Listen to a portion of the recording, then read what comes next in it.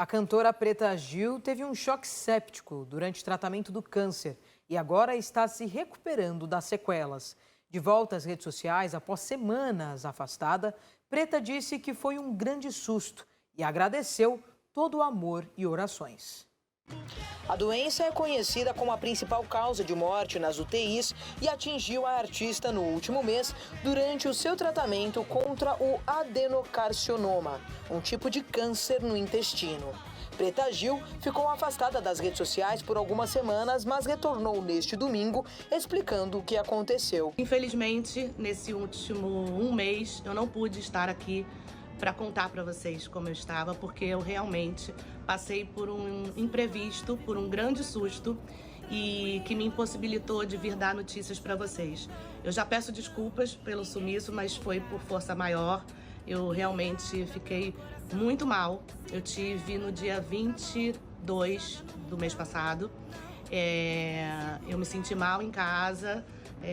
Meus médicos pediram para eu ir para o hospital. Eu estava com um quadro de desidratação a princípio, mas no dia seguinte, no dia 23, eu passei por uma sepsemia, por um choque séptico, causado por uma bactéria que entrou no meu organismo. Existem algumas possibilidades para que essa bactéria tenha entrado no meu organismo. A mais latente, a mais que os médicos acham que pode ter sido, foi através do meu catéter. Eu tive um catéter que eu fazia quimioterapia e eles acham que pode ter sido por ali. A gente fez um exame depois no catéter e viu que ele tinha essa bactéria. A cantora disse estar recuperada, mas ainda passando por uma reabilitação, pois teve sequelas, uma delas no pulmão, e afirmou que está tomando antibióticos.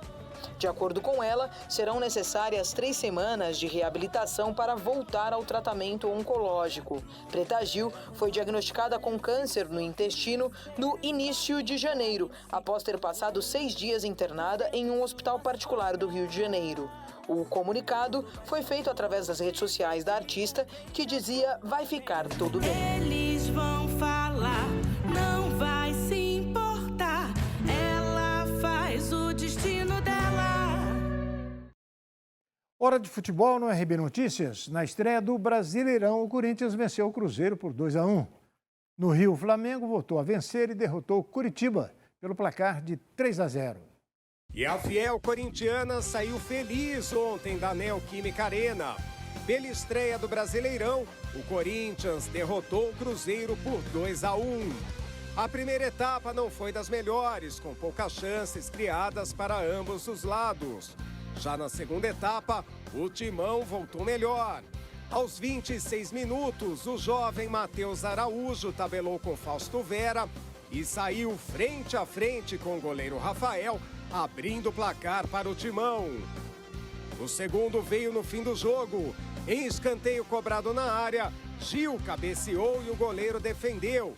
Mas no rebote, Roger Guedes aumentou a vantagem alvinegra. Nos acréscimos, Lucas Oliveira aproveitou o cruzamento e cabeceou para o fundo das redes, diminuindo para a Raposa. E ficou assim, Corinthians 2, Cruzeiro 1. No Rio, a torcida rubro-negra voltou a festejar. No Maracanã, o Flamengo derrotou o Curitiba por 3-0. O Mengão abriu o placar logo aos 12 minutos da etapa inicial. O lateral Ayrton Lucas mandou uma bomba de fora da área e marcou um golaço no Maracanã. O segundo só foi acontecer no segundo tempo. Em cobrança de pênalti, o ídolo Gabigol bateu e converteu, interrompendo aí uma seca de 2 meses sem marcar. Nos acréscimos, o centroavante Pedro fechou a conta com um belo gol de cavadinha. E foi isso, final, Flamengo 3, Coritiba 0. Um símbolo da Broadway desaparece. Depois de 35 anos e quase 14 mil apresentações, o Fantasma da Ópera, o musical mais antigo da famosa região dos teatros de Nova York, baixou para sempre a cortina, vítima da redução de espectadores após pandemia.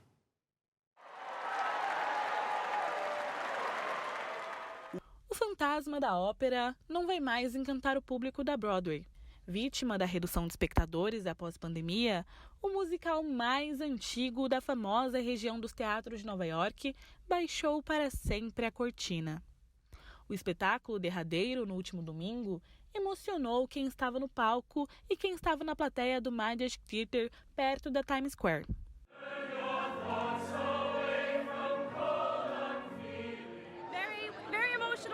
Um momento muito emocionante. Choramos algumas vezes durante a noite, não vimos a peça em Londres. Vamos ter que viajar um pouco para ver de novo. Esperamos que volte. O fantasma da ópera brilhou na Broadway por impressionantes 35 anos e teve quase 14 mil encenações. É o espetáculo que ficou mais tempo em cartaz em Nova York de forma ininterrupta na história. A obra foi criada pelo compositor Andrew Lloyd Webber, que estava no palco na apresentação de despedida. Incrível! Eu vi o Fantasma algumas vezes, mas com todo esse elenco junto, o elenco original, mais Andrew, foi demais. A história do espetáculo relata a paixão de um fantasma que vive escondido no subsolo da Ópera de Paris pela bailarina Christine. No total, o musical arrecadou 1 bilhão e 300 milhões de dólares desde 1988, com mais de 20 milhões de espectadores. De acordo com a produção, a peça empregou cerca de 6.500 pessoas, sendo 450 atores. É um espetáculo tão bem feito, um show tão bem escrito, uma peça incrivelmente encenada. Essas são as razões pelas quais ela existe há 35 anos. Tanto tempo e ainda emociona. No final, o gosto do adeus deu lugar ao desejo de volta logo para que o lustre mais famoso do teatro musical volte a iluminar a arte. E diferente do título da música, o fantasma da ópera não está morto. Vai deixar saudades, né? O RB Notícias fica por aqui. Nós voltamos amanhã. Até lá.